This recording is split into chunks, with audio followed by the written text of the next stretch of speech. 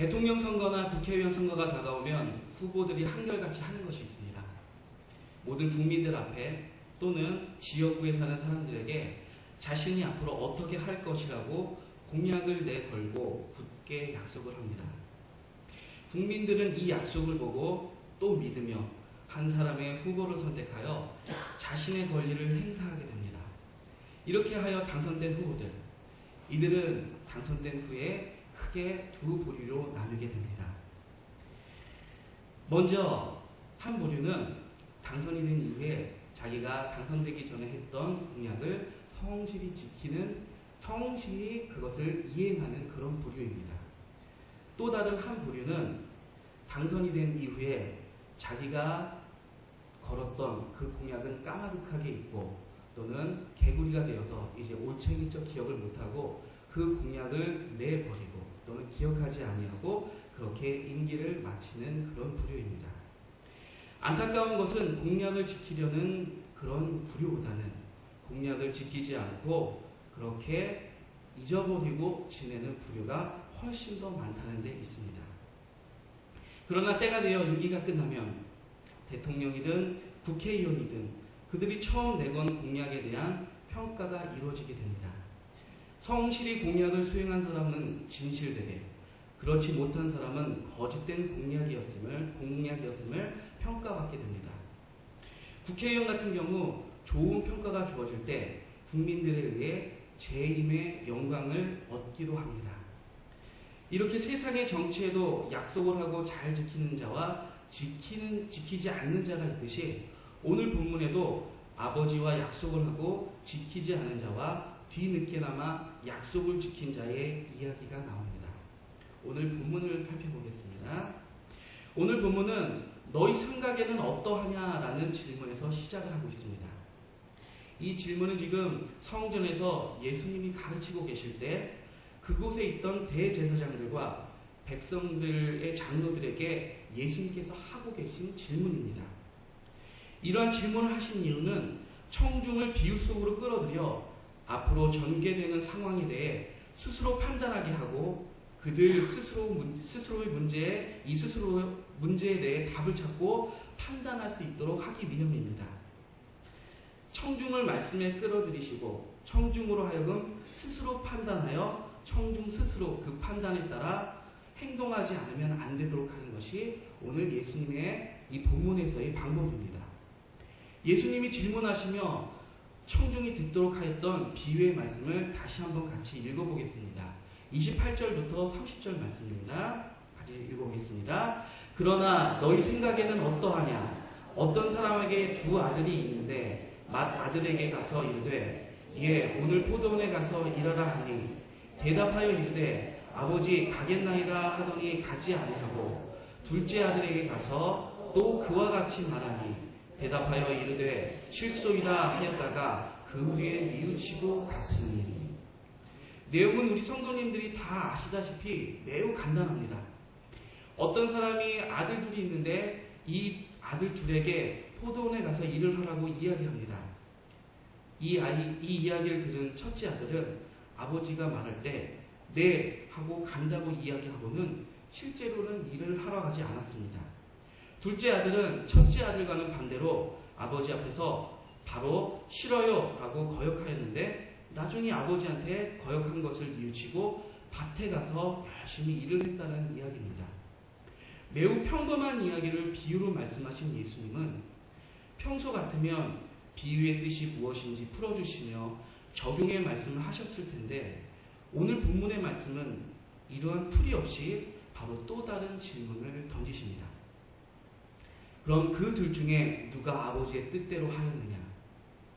이 질문을 받은 대제사장들과 장로들은 이미 예수님의 페이스에 말려 있었기 때문에 또한 그 비유 속에 깊숙이 관여하고 있었기 때문에 이 질문에 대답을 할 수밖에 없는 상황에 처해 있습니다. 31절에서 둘째 아들입니다 라고 그들은 예수님께 대답을 하고 맙니다. 이 대답은 비유의 이야기를 듣고 그들 스스로 판단하여 결정한 것이었습니다. 그러나 이 대답 한마디로 인해 대제사장들과 장로들은 예수님께 호된 책망을 받을 수밖에 없는 상황에 처하게 됩니다. 결국 예수님께서는 비유로 시작한 이 말씀을 통해서 강한 책망으로 이 말씀을 끝내고 계신 것입니다. 본문의 이야기를 매우 간단한 구조로 한번 정리해 보겠습니다. 오늘 이 본문의 말씀은 딱 세 가지로 나뉩니다. 비유, 답변, 책망입니다. 비유의 말씀을 들려주시고 그 말씀에 대해 유대인 지도자들이 스스로 답변하게 하고 그 답변을 근거로 하여서 그들을 책망하고 계신 것입니다. 대제사장들과 장로들은 그들이 스스로 했던 답변 때문에 예수님 앞에서 책망을 받으며 서 있을 수밖에 없었다는 것입니다. 그런데 이러한 예수님의 비유 교훈법은 나단 선지자가 다윗을 책망할 때 사용한 방법과 유사함을 발견하게 됩니다.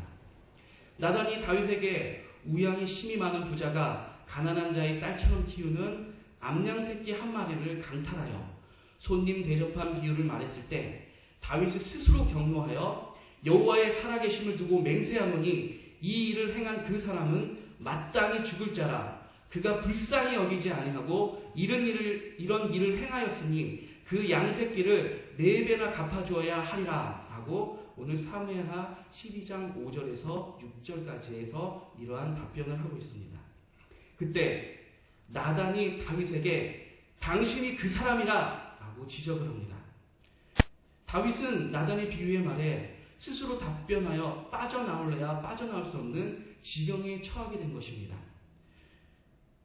나단이 비유로 말하고 다윗이 스스로 답변하고 나단이 그 후에 책망하고 오늘 본문과 매우 유사함을 알 수 있습니다. 이러한 비유법의 특징은 강제적으로 상대방을 무릎 꿇도록 하는 것이 아니라 상대방으로 하여금 빠져나올 수 없는 상황을 만들어 그들 스스로 자신의 잘못을 인정하고 무릎을 꿇도록 하는데 그 핵심이 있습니다. 예수님께 둘째 아들이 아버지의 뜻대로 행했다고 스스로 답변한 대제사장들과 장로들은 그 다음에 이어지는 예수님의 말씀으로부터 빠져나올 수 없는 형편에 처했습니다. 잘못하고서도 오히려 뻔뻔하게 행세하는 종교 지도자들을 향해 오늘 예수님은 그들 스스로 항복하고 회개하도록 유도하고 계신 것입니다. 그렇다면 31절에서 32절에 예수님의 책망의 말씀이 어떤 것이었기에 유대 지도자들이 빠져나올 수 없는 상황에 처한 것이겠습니까? 먼저 31절 함께 같이 읽어보겠습니다. 시작. 그 둘 중에 누가 아버지의 뜻대로 하였느냐? 이르되 둘째 아들입니다. 예수께서 그들에게 이르시되 내가 진실로 너희에게 이르노니 세리들과 창녀들이 너희보다 먼저 하나님의 나라에 들어가리라. 세리들과 창녀들은 하나님의 나라에 들어갈 소망으로부터 가장 멀리 떨어져 있다라고 간주되는 사람들이었습니다. 사회 속에서 그들은 회개하고 싶어도 할 수 없을 정도로 죄의 심연에 깊이 빠져든 사람들이며 하나님의 나라에 들어갈 가망이 전혀 없는 자들로 평판이 나 있던 자들입니다. 반면에 대제사장들과 장로들은 하나님 나라에 들어갈 가망이 가장 확실한 자타가 공인하는 그런 사람들이었습니다. 직업상 하나님의 종들로서 당연히 하나님 나라에 들어갈 뿐 아니라 하나님의 대신들로 나중에 천국에 가면 큰 벼슬자리를 할 만한 그런 사람들로 여겨졌던 사람들이었던 것입니다. 그런데 예수님은 이러한 보편적인 생각들을 여지없이 뒤엎으셨던 것입니다. 대제사장들과 장로들은 하나님 나라에 못 들어가고 세리와 창녀들은 하나님 나라에 들어가고 있다고 말씀하고 계신 것입니다. 방금 제가 세리들과 창녀들은 하나님 나라에 들어가고 있다라고 말할 때 들어가고 있다라는 표현은 현재 진행형입니다. 그런데 제가 이렇게 말한 이유는 31절 마지막에 부분에 들어가리라는 우리말 표현이 사실은 성경의 원문인 헬라의 표현으로 볼 때 진행형으로 쓰여져 있기 때문입니다. 그래서 들어가리라라는 표현을 들어가고 있다라고 현재 진행형으로 풀이해서 말씀을 드린 것입니다. 결국 세리와 창녀는 천국에 들어가고 있지만 당시 종교 지도자들은 못 들어가고 있다고 예수님은 말씀하신 것이며 이것은 당시 사회 분위기로 볼 때 거의 혁명에 가까운 발언이었던 것입니다. 사회 쓰레기같이 취급되었던 자들은 천국에 들어가고 있지만 사회의 명망 높은 자리에 있는 자들은 천국에 못 들어가고 있다는 이야기를 들은 종교 지도자들, 그들은 분명 이 이야기 때문에 엄청난 충격을 받았을 것입니다. 예수님은 어떠한 근거로 이런 혁명적인 이야기를 하신 것일까요? 오늘 본문 32절에서 그 이유를 찾을 수 있습니다. 본문 32절 저희 함께 또 같이 읽어보겠습니다. 요한이 의의 도로 너희에게 왔거늘 너희는 그를 믿지 아니하였을 때 세리와 창녀는 믿었으며 너희는 이것을 보고도 끝내 뉘우쳐 믿지 아니하였도다. 요한은 주의 길을 예비하는 자로서 오실 그리스도를 선포하며 회개를 촉구하며 윤리개혁을 외쳤던 사람입니다. 이것은 곧 오실 예수님을 메시아로 믿는 것과 직결되는 그런 이야기며 그런 문제였던 것입니다. 문제는 유대 지도자들은 이러한 요한의 선포를 믿지 않았지만 세리들과 창녀들은 이러한 요한의 말을 믿고 있었다는 점입니다. 세리들과 창녀들은 본래 하나님 아버지의 뜻을 따르지 않던 자들이었습니다. 그들은 구원과는 거리가 아주 먼 자들이었습니다. 말하자면 포도원에 가기 싫다고 말했던 둘째 아들과 같았던 자들이었습니다. 그러나 요한의 선포를 듣고 뉘우친 후에 아버지의 뜻을 따른 것처럼 그들은 바로 요한의 말을 따라서 하나님을 믿었던 것입니다. 반면 유대 종교 지도자들은 성경 구절을 몸에 차고 경건한 자세를 보이며 마치 누가 보아도 아버지의 말씀에 순종하는 착한 아들과 같은 모습을 하고 있었습니다. 그러나 그는 실상은 아버지의 뜻을 행하지 아니할 뿐 아니라 세리와 창녀들이 회개하고 아버지의 뜻을 행하는 것을 보면서도 끝까지 회개하지 않는 첫째 아들과 같은 자들이었다는 것입니다. 물론 첫째 아들과 같이 가겠다고 말하고서 안 간 거나 가지 않겠다고 말하고 난 뒤에 간 둘째 아들 모두 이상적인 아들의 모습은 아닙니다. 아버지의 지시가 있었다면 네 하고 순종하고 바로 포도밭에 가서 일하는 것이 가장 이상적인 모습일 것입니다. 그러나 오늘 두 아들의 이야기만을 놓고 비교적으로 살펴볼 때 가겠다고 하고서는 가지 않는 것보다는 비록 처음에는 가지 않겠다고 했지만 나중에 뉘우치고 간 것이 낫다는 이야기입니다. 왜냐하면 영적으로 볼 때 이 차이는 결국 하나님의 뜻을 이루었느냐 이루지 않았냐의 차이로 나타나기 때문입니다. 이야기를 정리하면 예수님께서 그 둘 중에 누가 아버지의 뜻대로 하였느냐라고 대제사장들과 장로들에게 물었을 때 그들은 둘째입니다 라고 대답합니다. 그런데 예수님의 비유풀이는 비록 사회에서 지탄받는 죄인들이지만 요한의 선포를 듣고 회개하며 아버지의 뜻을 따른 세리들과 창녀들이 둘째 아들과 같은 자들이라고 말씀하셨던 것입니다. 반면에 사회에서 외식하며 겉으로는 하나님을 섬기는 체하며 실제로는 요한의 선포를 거부하고 하나님의 뜻에 따르지 않던 유대 지도자들은 첫째 아들이라고 말씀하셨던 것입니다. 결국 유대 지도자들은 스스로 세리와 창녀들은 올바르고 자신들은 그릇된 길로 행하는 자들이라고 증언해버리고 만골이 되었기 때문에 그들은 예수님의 질문에서 더 이상 빠져나갈 수 없었던 것입니다. 사실 오늘 본문은 아무 이유 없이 시작된 것이 아닙니다. 21장 처음부터 읽어보시면 아시겠지만 유대 지도자들이 잠자는 사자의 코털을 건드린 그런 격이 되었습니다. 예수님께서 승리에 입성을 하시고 성전을 정화하시고 대제사장들과 장로들은 무슨 권세로 이런 일을 하며 누가 그런 권세를 주었냐고 질문을 합니다. 이때 예수님은 요한의 세례가 어디서 온 것이냐고 반문하셨습니다. 예수님이 자신의 건의에 도전을 받았을 때 요한의 세례를 거론하신 것은 만일 요한의 세례를 인정한다면 예수님의 건의도 인정할 수밖에 없기 때문입니다. 예수님을 따르는 무리들이 점점 많아지는 것은 종교자들 입장에서는 몹시 우려되는 문제였습니다. 그들은 예수님의 권위를 꺾으면 예수님을 따르는 이들이 흩어질 것이라고 여기며 예수님을 자신들의 논쟁에 끌어들여 예수님의 권위를 꺾으려는 시도를 하였던 것입니다. 그들은 예수님께 너의 권위의 출처를 대라. 그것이 어디에서부터 온 것이냐? 라고 질문을 합니다. 예수님께서는 이 질문에 대해서 내 권위는 하늘로부터 왔다 라고 직접적으로 대답하시지 않습니다. 왜냐하면 만약 직접적으로 내 권위는 하늘로부터 왔다라고 대답하신다면 그들은 다시 어째서 하늘로부터 왔느냐라고 되물을 것이고, 이런 식으로 질문과 답변이 계속된다면 결국 논쟁의 소용돌이 속에서 휘말려 들어갈 것이 뻔하기 때문입니다. 예수님의 이러한 악순환을 미리 아시고 반문의 방법을 쓰십니다. 그것이 바로 세례 요한의 권위에 대한 질문입니다. 요한의 세례가 어디서부터 왔느냐? 하늘로부터냐? 사람으로부터냐? 요한의 세례가 하늘로부터 왔다고 대답하면 왜 요한의 선포를 듣고도 회개하지 않고 세례도 받지 않았냐 할 것이며, 반면에 요한의 세례가 사람으로부터 왔다고 이야기하면 요한은 하나님이 보내신 선지자로 믿는 백성들에게 질책을 받을 것이 분명하였기 때문에 그들은 어느 쪽도 선택할 수 없었습니다. 결국 예수님의 질문에 대해 종교 지도자들은 대답을 회피하며 모르겠다고 이야기합니다.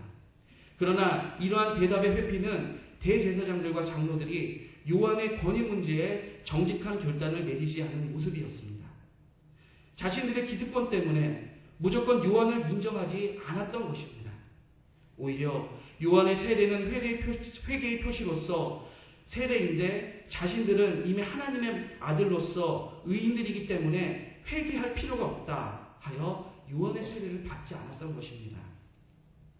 이렇게 자신들이 하나님의 의로운 아들이라고 자처하는 종교 지도자들에게 하나님 아버지가 의의 도로 보내신 요한을 믿지 아니한 것은 아버지의 뜻을 거역한 것이며, 그러므로 그들이 하나님의 아들이 아니라는 것을 밝히 보여준 것이 바로 오늘의 본문의 내용인 것입니다.